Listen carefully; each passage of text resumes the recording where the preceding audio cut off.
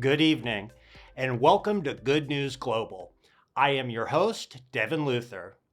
Being that this is our first broadcast ever, I would like to explain to our massive audience the nature of the show.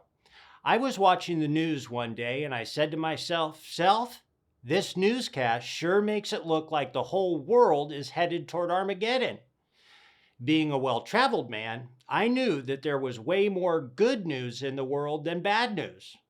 I also know that good creates a wave of collateral goodness that can inspire for generations. Therefore, our mission is simply to obtain this type of content, submit it to the world, and see what happens. For this show to be a success, I will need your help.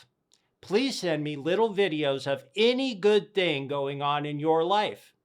We will play them on the show, we'll contact you for an interview, we'll get feedback from others, just because you may have gotten a new pair of shoes.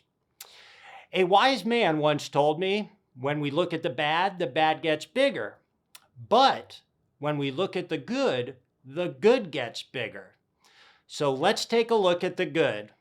That being said, good evening. Welcome to Good News Global. I am your host, Devin Luther. Let's get started. I don't like 9-to-5 jobs, so I make my money elsewhere. However, I have always wanted to quit a 9-to-5 job. I often wonder how I would do it. Stomp out of the office, tell them what I really think. I'd like to thank Jamie for sending us her video explaining how it really should be done. Well, last week Friday I had my 90-day review, which they kind of sprung on me and basically told me that they wanted to fire me, but they were going to grant me some grace and give me 3 more months to try to get up to par, which I was giving it I would say 98%. I was trying super hard, and they continued to tell me everything I was doing wrong and didn't give me one thing that I was doing right. So today I went in and I said, take this job and shove it. I ain't working here no more. And then I came home and I realized, well, now that I don't have a job, I don't have any money, we thought the best thing to do was probably to get a puppy. Her name is Augie and we love her so much. Oh, to be young again. I don't know about you, but when I was 19, I spent half of my time wasting my time and the other half doing things I could probably still be arrested for. Now, let's meet the better version of all of us. As California's wildfires jeopardize the life and property of millions of California residents, this year one woman is doing all she can do to put out the flames. Helicopter pilot Ashley Blaine spends her summers flying a Chinook 47 helicopter. Yep, that's one of the big ones. Flying directly into harm's way, Ashley drops water and fire retardant in the most dangerous of locations. These efforts are some of the most effective measures to preserve life and property. Toward the 3rd week in September, her efforts paid off as the wildfires were becoming contained. Thank you, Ashley, for spending your summers quite literally saving lives. Oh, and I forgot to mention, Ashley is 19 years old. Have some pride. Back in Ethiopia, a mother's worst nightmare was unfolding at a rapid pace. Her 12-year-old girl had been abducted on her way home from school and was being held by 3 kidnappers. A nearby pride of lions sensed that something was amiss. Leaping into action, they ran off the kidnappers. However, this was not enough for the lions. They stayed with the girl until the police arrived and could return her safely and unharmed. No excuses.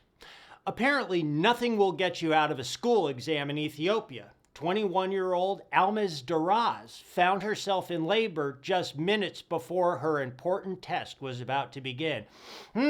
What to do? Reschedule the test, right? I guess not. Almaz had the baby, took her test 30 minutes later, passed, and has her eyes set on becoming an engineer. For some reason, I don't think anything will stop her.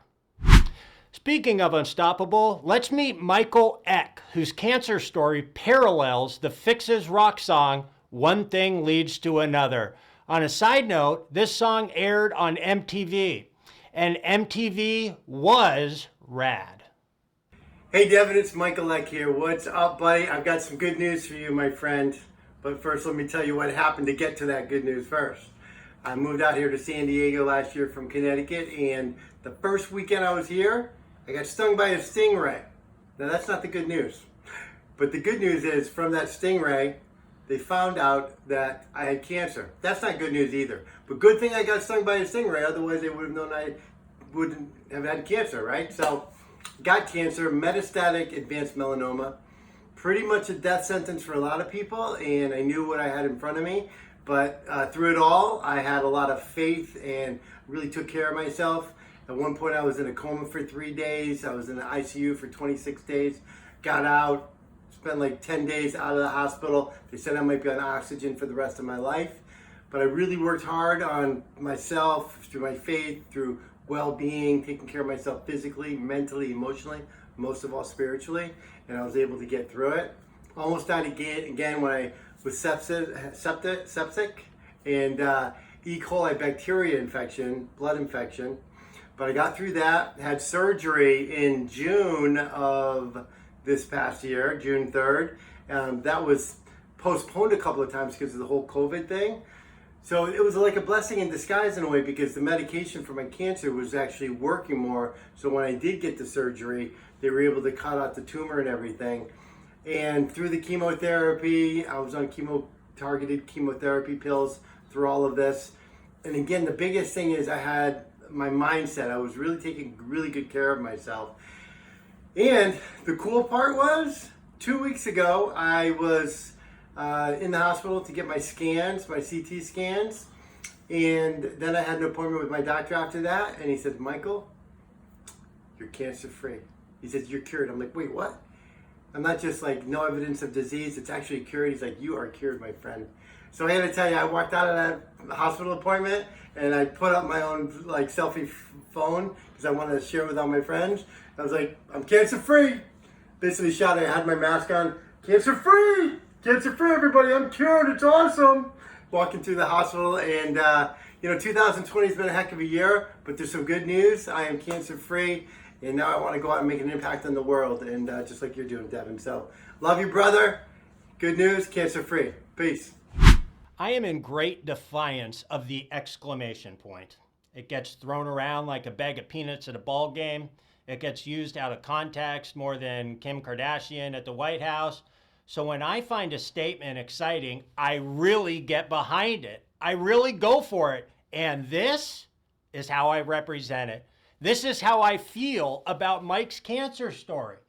Well, either that or our first few episodes are taped and I forgot a few transition segments and I may not have considered that before I shaved. But oh, the exclamation point. Law of attraction? We have all heard of the law of attraction, but does it really work? For one California woman, there is no doubt. Cynthia B. Stafford was in an impossible situation after her brother's tragic accident. Under the roughest of circumstances, she agreed to raise her brother's 5 children on her own as a single mother. What an angel. The world is full of them. One summer, Cynthia became fixated on the number 112 million. What would you do if this happened to you? Shrug it off, keep quiet so no one thinks you're crazy, just let it go? Not Cynthia. She started buying lottery tickets. 3 years later, Cynthia B. Stafford won the California State Lottery. Wait for it. Wait for it. $112 million. Viva! Viva! Spanish police were called to the scene of what must have been a serious case of the doldrums in Mallorca, Spain. Videos clearly captured the police arriving at the location. As the event escalated, one courageous photographer steadfast and kept the camera rolling. What preceded was a pleasant surprise. The cops threw their doors open and literally leapt into the face of controversy. Armed solely with guitars, jazz hands, and a few dance moves, they attacked the scene head on. This harmonious fivesome threw love, joy, and some damn good tunes directly at the public, indeed quelling the doldrums that had been present only moments before. And now, a pause for puppies. Hurricane Florence was described as a 1,000-year rain event, causing major evacuations throughout the Carolinas. Horrified residents abandoned their homes, bringing with them only what they could carry in their arms. After almost everyone had evacuated the city of Georgetown, Good Samaritan and animal lover Tony Alsop came in to save the day. Armed with a school bus and goodwill toward all men, or puppies, he gathered the animals 2 by 2 and led them into the ark. Yep, wrong story. Tim actually led the animals in no particular order onto his school bus. His newfound friends, all 62 of them, were then driven to safety where they wait to be united with their former families. And I quote, "Get your priorities straight. No one ever said on their deathbed, gee, if I'd only spent more time at the office." Life's little instruction book. According to Fidel Castro, we can always do more. Check out the picture. That's actually me in Cuba. Your time is limited, so don't waste it living someone else's life. Don't be trapped by the dogma, which is living with the results of other people's thinking. Thank you, Steve Jobs. Spread love wherever you go. Let no one ever come to you without leaving happier. Mother Teresa. And finally, Desmond Tutu. Do your little bit of good where you are. It's those little bits of good put together that overwhelm the world. The comeback kid. We all love a comeback story, right? The woman who defies all odds to become the CEO of a major corporation. The man who makes it to the NFL primarily because of the love of one high school coach. And the person who overcomes tremendous physical pain to successfully remain at the top of their craft. Now, can a country have a comeback story? Of course it can. Let's take a look at Colombia. Colombia's modern-day troubles began in the late 40s when opposing governmental ideologies brought the country to its knees. In the 80s, it was Pablo Escobar and the other drug cartels which brought violence, fear, and corruption throughout the country. However, this was a long time ago. People change, governments change, ideologies change, and countries change. After 2 decades of reckoning, reforming, and now thriving, Colombia is safe. It has become a beacon for international travelers and is open for business. Showing off its culture, beauty, and modernization, Colombia has become a must-see for South America. COVID blovid. Being 92, having pneumonia, a urinary tract infection, and COVID-19 can often produce unwanted results. But don't tell that to boss lady Angelina Clifford, living in New Jersey. After spending 41 days in the hospital and recovering from her illness, Angelina was ready for a change of scenery. Being made aware of her coming discharge, she contacted the outside world, putting in a single request: a packet of extra spearmint gum. Angelina was released on June 11th. As her daughter approached, gum in hand, Angelina smiled and said she felt just fine. Angelina is now going on 93. Did I mention she was a New Yorker? And now let's ready ourselves for the first segment of What's Good? Well, I got 2 beautiful dogs that I love to death. And I'll tell you one thing right now. Those guys make me so happy, and so does my wife, and I just love living in San Diego. I'm going to go get service for the first time on my brand new car. One good thing that's happening in my life, I'm off work today. I'm moving into a new home. Me and my girlfriend are about to get our own place next month. Oh, I have 2 wonderful, sweet, beautiful daughters who I love more than anything in the world. Can't wait to see them for Thanksgiving. I'm going to the pub after work. Everything is so good. I got a really good chicken for dinner. I was recently diagnosed as having a brain aneurysm. And the good thing about that is learning and finding all the love and support that I have around me, from the medical professions to my friends to loved ones. That is what's been happening in my life. And it's a very good thing. Thanks for sharing, my fellow humans. Attention viewers, I know you have something good going on in your life. Please send me your video, dluther5@hotmail.com. Dear Kitty Kitty, have you ever been chased by a mountain lion?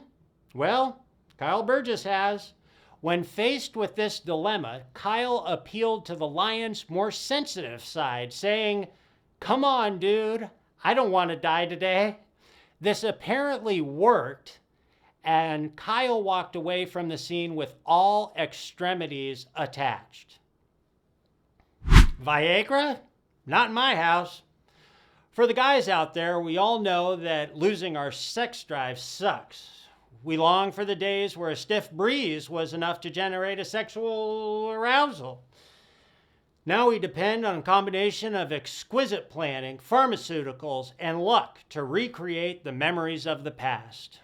And should the slightest thing go wrong, you'll find most of us more interested in watching a rerun of a football game we've already seen than calling an audible to achieve the success in the night's mission. In these mortifying instances of embarrassment, defeat, and post-traumatic stress, let's look to farmer Rahim Rahav of India for inspiration. Having his second son at the age of 96 years old, Ramit has become the oldest father on the planet. For those thinking this must be some sort of scientific experiment, let his wife, Shakanakala, describe him in her own words. He can make love like any 25-year-old man. Even better, because he can go all night long. Well done, Shahid. That concludes our program this evening. Please contact the show on our Instagram, leave comments on our YouTube channel, and please send your good news videos to our email address. Now, go put some good into the world. Good night.